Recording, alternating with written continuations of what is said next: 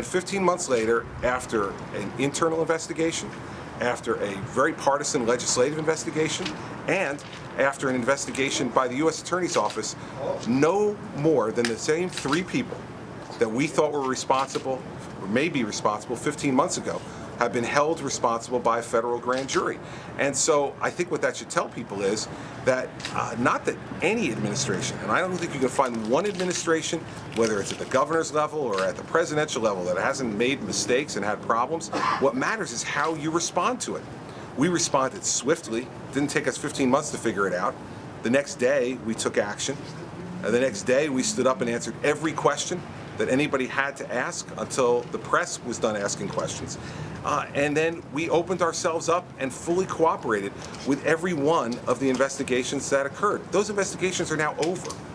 And the justice system now will take its course with the people who the United States Attorney's Office believe are responsible for the incident. I'm not one of those people, nor is any other member of my senior staff.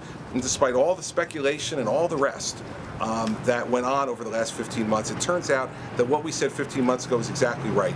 We need to judge people by not just whether there's a crisis or not in their administration, because I can't remember one that didn't have a crisis. It's how you respond to that crisis. That's what leadership and management is really all about. It's not that no one will ever make a mistake in judgment. It's that how do you respond to that mistake in judgment? What do you do in reply to that? We acted honestly, directly, swiftly, and then allowed our conduct to be examined by 3 different independent investigations, and it backed up what we did.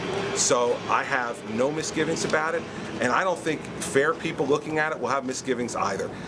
They'll understand that mistakes get made, and they want to know, do they have a leader who's strong enough to be able to own up to those mistakes, be accountable, and then take the action that's necessary to fix them. That's what we did, and if we were confronted with any other problems in the future, that's exactly the same way we would act again. You'd hope to avoid them, but if you can't avoid them, then you have to deal with them, and that's the way you do. Other than what's on your comment schedule, what else? Baltimore situation, Governor. Can I ask you about? Thank you so much. Yeah. Oh, yeah.